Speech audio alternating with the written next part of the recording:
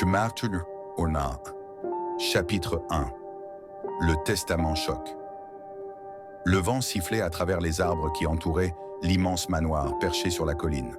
La demeure était imposante, mais vide d'amour. C'est là que vivait Alberto Montenegro, un milliardaire de 82 ans, veuf depuis plus de 20 ans. Il avait 3 enfants. Henrik, l'aîné, un homme d'affaires arrogant qui ne se souciait que des profits.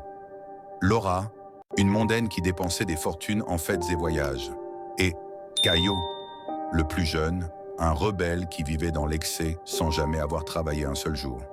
Malgré toute sa richesse, Alberto passait ses journées seul au coin, entouré uniquement de ses domestiques. Il espérait toujours que ses enfants viennent le voir, qu'ils lui montrent d'un minimum d'affection. Mais tout ce qu'il recevait, c'était de rares appels téléphoniques. Et uniquement lorsqu'ils avaient besoin d'argent. Mais Alberto n'était pas dupe. Il savait que pour eux, il n'était pas un père, juste un portefeuille. Alors, il élabora un plan qui changerait tout. Puis un matin froid, la nouvelle se répandit. Alberto Montenegro était mort. Pour la première fois depuis des années, ses 3 enfants se réunirent. Non pas par tristesse, mais avec une certitude. Ils allaient devenir encore plus riches. Dans le luxueux bureau de l'avocat de famille, ils attendaient, impatients.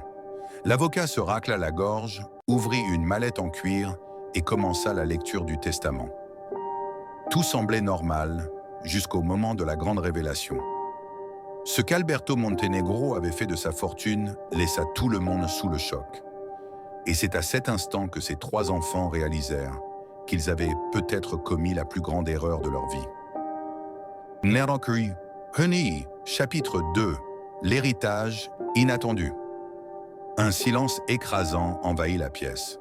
Henrik, Laura et Caio s'échangèrent des regards, impatients d'entendre comment la fortune serait répartie. L'avocat prit une grande inspiration et poursuivit la lecture. Moi, Alberto Montenegro, en pleine possession de mes facultés, décide de léguer mes biens en fonction de ce qui compte réellement, la valeur des personnes et non celle de l'argent. Henrik fronça les sourcils, Laura croisa les bras, Caio roula des yeux. Qu'est-ce que cela voulait dire? L'avocat continua. À mes enfants, qui n'ont jamais eu de temps pour moi, je ne laisse que une enveloppe chacun. Un silence glacial. Quoi? S'écria Henrik, bondissant de son siège. C'est une blague? C'est forcément un test, non? Laura lâcha un petit rire nerveux. Où est l'argent? Hurla Caio, furieux. L'avocat, imperturbable, leur tendit les enveloppes. Tremblant de rage, Henrik déchira la sienne et trouva à l'intérieur une lettre manuscrite de son père. Henrik, tu as toujours été obsédé par les affaires et l'argent. Aujourd'hui, il est temps que tu apprennes ce que c'est que de bâtir quelque chose à partir de rien. Je te lègue une petite boulangerie dans un quartier modeste. Rien de plus. Si tu veux de l'argent, tu devras travailler. Bonne chance.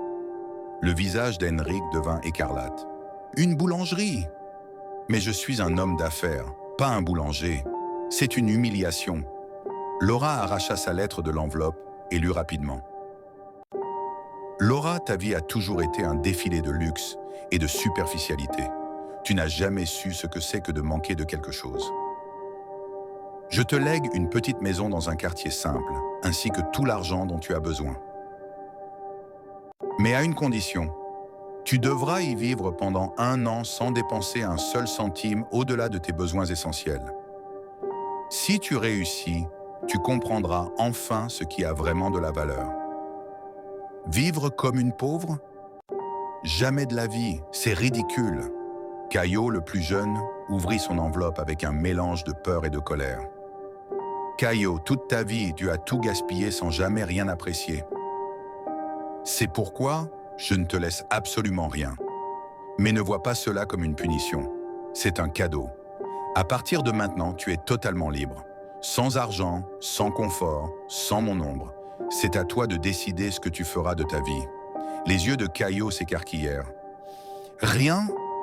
Il n'a pas le droit de faire ça. Mais si, et il l'a fait. L'avocat referma son dossier et ajouta, avant qu'il ne puisse protester davantage. Oh, j'allais oublier. Votre père a légué toute sa véritable fortune à une autre personne.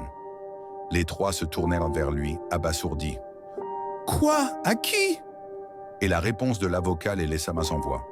Narborough, chapitre 3, le véritable héritier. Un silence de mort s'abattit sur la pièce. Comment ça? À une autre personne? Hurla Henrik en frappant la table. C'est une erreur, s'indigna Laura, les yeux remplis de rage. Caillot, lui, était figé, incapable de dire un mot.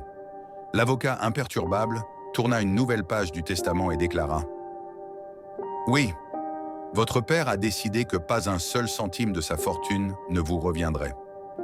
Toute son immense richesse a été léguée à quelqu'un qui a toujours été à ses côtés, même quand vous ne l'étiez pas. » Les trois enfants se regardèrent, complètement perdus. « Puis » exigea Henrik, les poings serrés. L'avocat prit une grande inspiration et annonça « Monsieur Carlos Almeida ». La pièce entière sembla trembler sous le choc. « Quoi ?» s'écria Laura. « Le majordome ?» Oui. Carlos, le majordome qui avait servi la famille pendant plus de 30 ans, était désormais l'unique héritier de la fortune d'Alberto Montenegro. « C'est impossible !»« Cet homme n'était qu'un employé !» hurla Caillot en pointant Carlos du doigt. L'avocat jeta un regard à Carlos, puis lui fit signe d'approcher. Le majordome se leva lentement, baissant légèrement la tête, et avec une voix calme, il dit « Votre père m'a toujours traité comme un fils. Je l'ai accompagné dans les bons comme dans les mauvais moments. Pendant que vous voyagiez, dépensiez son argent et l'ignoriez, moi je lui tenais la main les jours où il pleurait de solitude. » Il fit une pause puis continua. « Je n'ai jamais rien demandé, mais c'est lui qui a décidé que j'étais le seul à mériter son héritage. » Henrik bouillait de rage. « C'est illégal! On va contester ce testament. » L'avocat esquissa un sourire. « Votre père savait que vous réagiriez ainsi. C'est pourquoi tout a été rédigé dans les règles. Vous ne pouvez rien faire. La décision est définitive. Les trois héritiers déchus étaient anéantis. Ils avaient tout, et maintenant, ils n'avaient plus rien. » Carlos les regarda, non pas avec triomphe, mais avec une pointe de tristesse. « Votre père vous aimait, mais vous ne l'avez jamais vu comme un père, seulement comme un compte en banque. Aujourd'hui, il vous a donné une leçon que vous n'oublierez jamais. » Laura s'effondra sur le canapé, incapable de parler. Henrik serrait les poings, à s'en faire blanchir les jointures. Caillot, lui, semblait complètement perdu, comme si sa vie venait de s'écrouler. La porte du bureau s'ouvrit et Carlos, désormais milliardaire, sortit sans se retourner. Et c'est ainsi que, pour la première fois, Henrik, Laura et Caillot comprirent que l'argent qu'ils avaient tant aimé ne serait plus jamais le leur. Erbewan, chapitre final, la dernière leçon. Les mois passèrent après la lecture choquante du testament. L'histoire du milliardaire qui avait déshérité ses propres enfants pour tout léguer à son majordome fit le tour du monde, et la vie d'Henrik, Laura et Caillot ne fut plus jamais la même. Damernam, comme Henrik, l'entrepreneur déchu. Henrik tenta de contester l'héritage en justice, mais il perdit. Sans argent pour payer ses avocats, son entreprise fit faillite. Il fut contraint d'accepter. Le seul bien que son père lui avait laissé, une petite boulangerie dans un quartier modeste. Au début, il en éprouva de la honte, de la colère et du dégoût. Mais sans autre option, il se mit au travail. Et à sa grande surprise, il se découvrit une chose qu'il n'avait jamais ressentie, la satisfaction de créer quelque chose de ses propres mains. Un jour, une vieille dame entra dans la boulangerie et lui dit « Vous me rappelez votre père. Il venait ici chaque semaine prendre un café. Il disait que c'était la meilleure boulangerie de la ville. » Henrik resta sans voix. Son père connaissait déjà cet endroit et lui avait laissé ce bien pour une raison. Pour la première fois de sa vie, il ressentit de la gratitude.